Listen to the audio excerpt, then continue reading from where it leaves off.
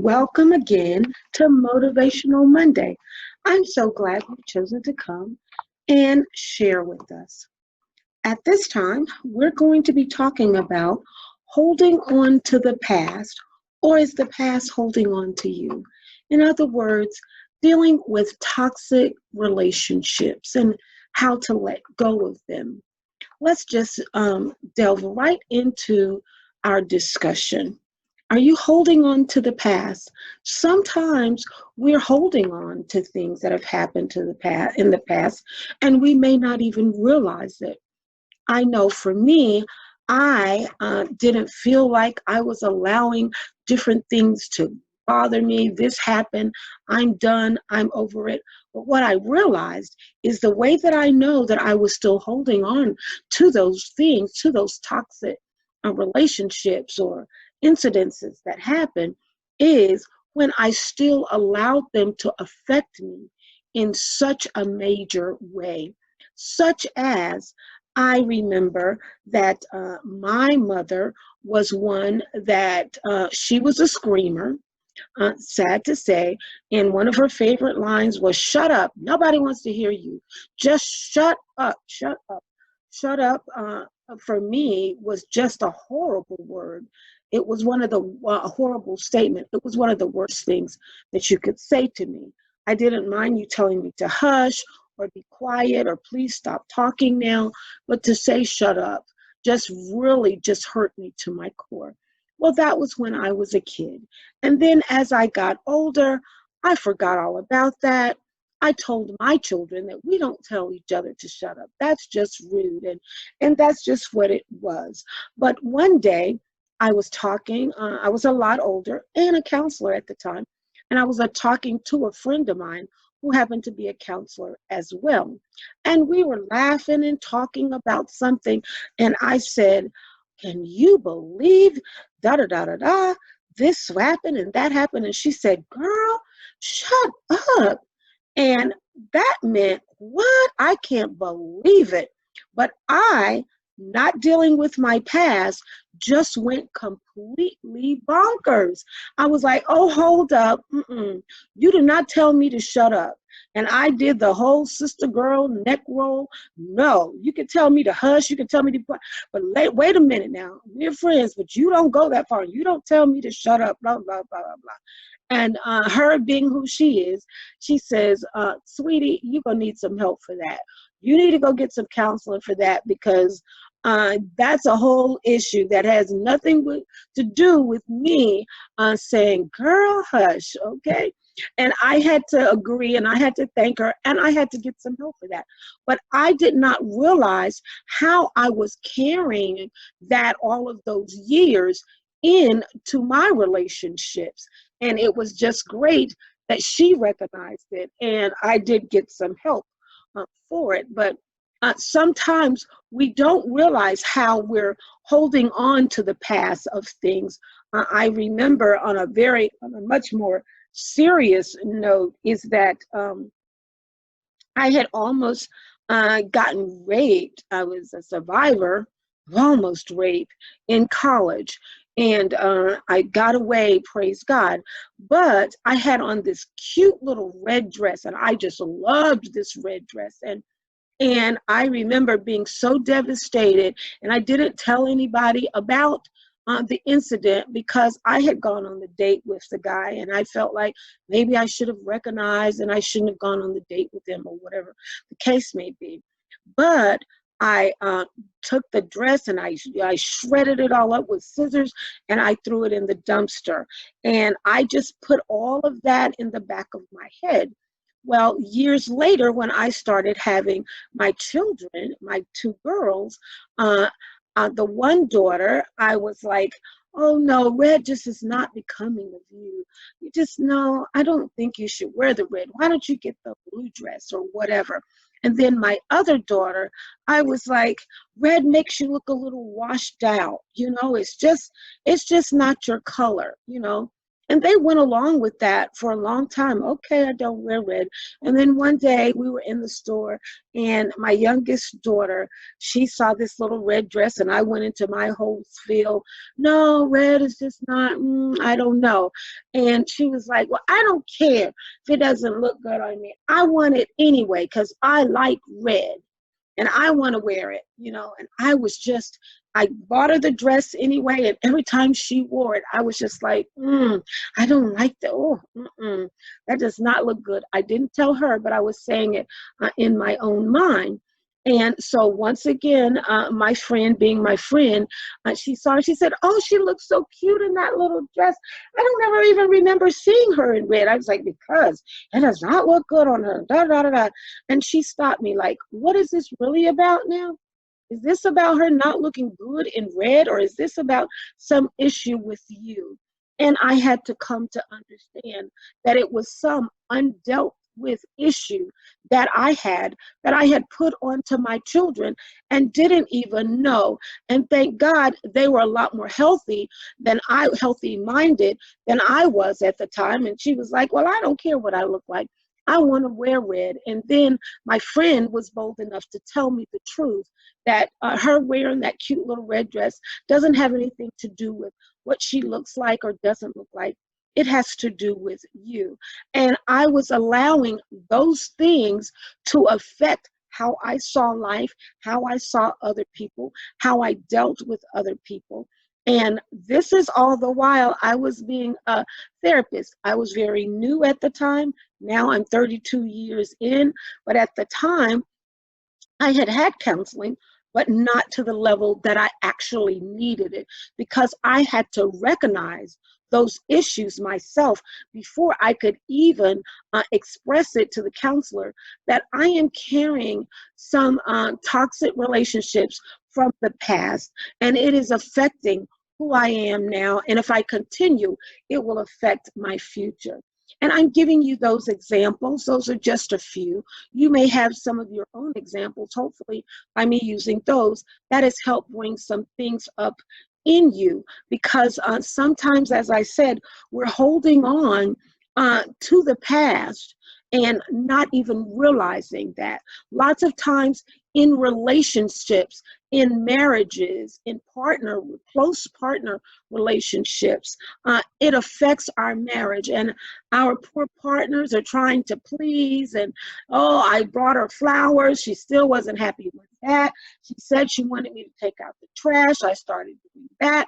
Whatever the case may be, and poor man, or whoever it is, they're trying to please and they can't seem to please. And it actually has nothing to do with them. It has to do with the stuff that you're carrying. The past is holding you back, not just necessarily the past holding on to you. It will hold on to you if you allow it to hold on to you.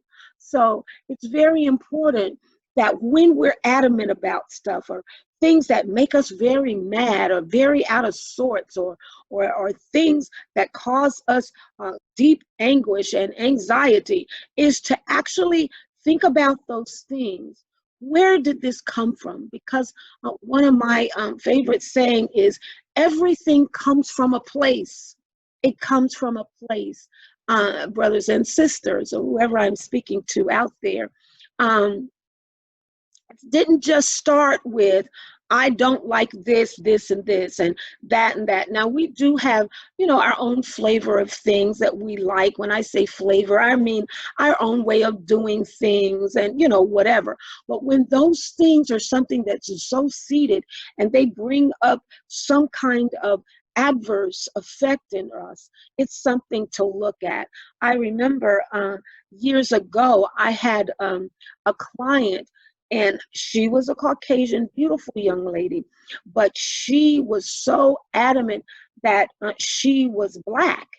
And I'm like, well, it's okay, that if you identify with Black, that's okay, but you're not Black. And she was just determined that she was. And that's all that she would date was black men, and white men just have no appeal, and they're sappy and they're this. I said, well, I've seen some very nice Caucasian men, white men, and some nice looking men. No, they're horrible. They're this. Oh, I would never have anything to do with them. And when we continued on in counseling, it was revealed that she had a lot of issues that had been dealt with by our white parents and other white people. And the black people who had been in her life had been so much of a positive. And at that time, she just thought, this is who I relate with, and that's okay. And as I say, it's nothing wrong with your having a certain flavor. But when she was so adamant and any other race was just so horrible and so wrong, then I knew that she was holding on to something that was affecting her future and her present. And she was able to really work through and deal with those things. It may not be as drastic as mine was, or as that, or as that client almost 30 years ago. It can be something a whole lot simpler. I saw this little joke one time, but it was so poignant of this new couple, and this was their first Thanksgiving, and they decided we don't want to have it with family. Let's have our first Thanksgiving together. So they decided we'll do the cooking and this. And so she gets out these 2 roaster pans, and she cuts the turkey. The huge turkey they had, she cut it in half and seasoned it all up and put one half in the roaster pan and the other half in the other. And her husband is like, what in the world? Why are you destroying that turkey like that? Why are you doing that? Why didn't you just bake the turkey whole? She says, because that's the proper way you do it. You have to put one half in one pan and another half in another pan.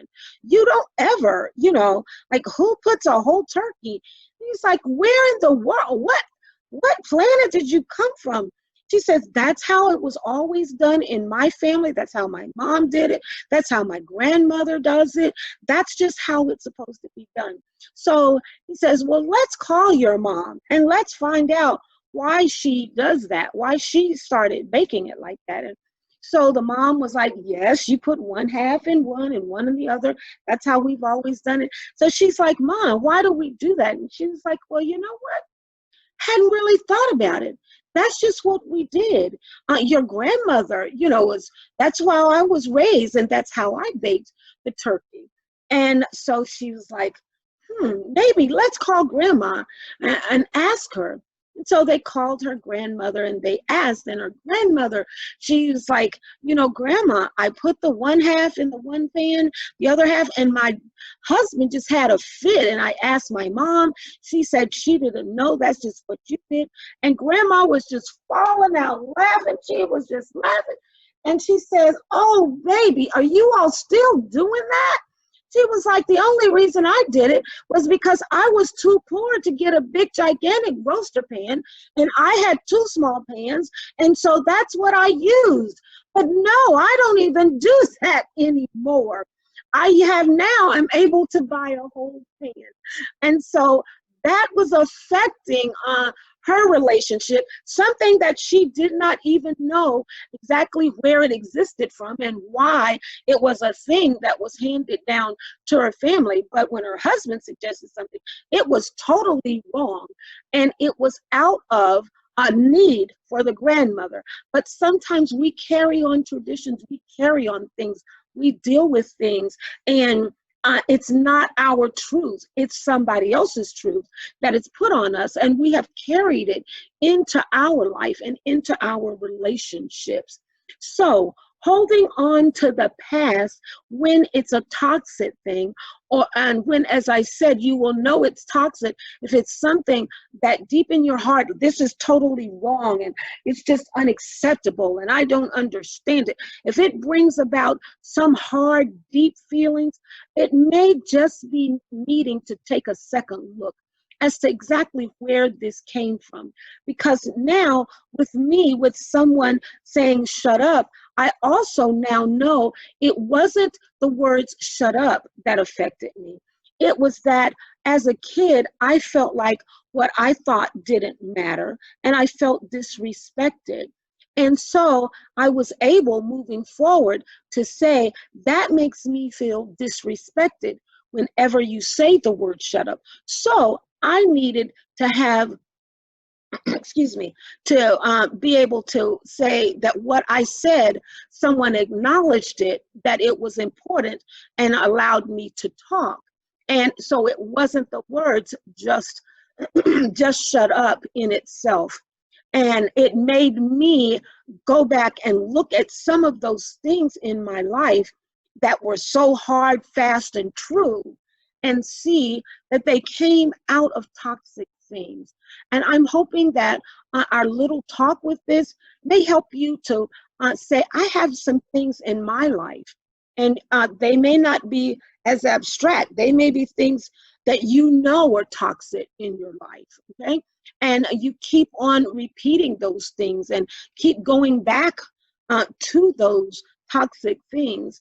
Let me say real quick, I don't want to delve so deeply in it, but just on the surface right now, is because of the neurons, the pathways in our brain, which are actually what they are habits that have been formed either from hereditary, from environmental, all of the things that you brought with you when you were born and then developed because of the environment that you were born in. Those things are there. And sometimes they cannot be positive. And so you're trying to get rid of toxic things in your life and you can't understand why. You're going to have to deal with the root of the problem. I see this is not just, I have a, smile like my granddad, or I have feet like my mom, or whatever the case may be. But I've inherited some things from them that may not all be positive. And so some of it is just not the toxic relationships that you have developed, but some that you brought in the world with you. And you have got to visit those as well and say, I want to make changes. And it may cause you to have hard conversations with people.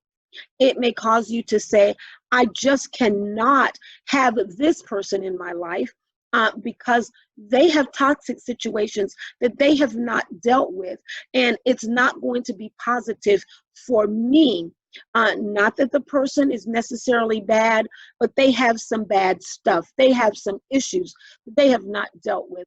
And I know a lot of times, especially as women, we feel like that we can help overcome, that love conquers all and all of that, and in some cases that's true. But in some, when it is so deep-seated, and it's something that the person can't see, you trying to love on them and support them and be that and all of that, and it does not always manifest in a positive way. It will bring you down. It will make you a toxic person. It can make you not live out the positive truth that's in your life because you're trying to be this person for them. So let's remember those things, is that sometimes the best way to help a person is to say, you need to go get help from that. And after you have done that work and dealt with those issues and where you are in that, then maybe we can revisit the relationship. And sometimes if that person never gets that right, the way you can love them the best is by leaving that toxic relationship so that you can be the best person that you can be. I hope that with our Motivational Mondays, that you found some insight. I'm not trying to bog us down with stuff. All I want to do is just motivate us to be the best people that we can get, that we can be. And as always, thank you so much for coming and visiting, and have a great motivated Monday and rest of the week.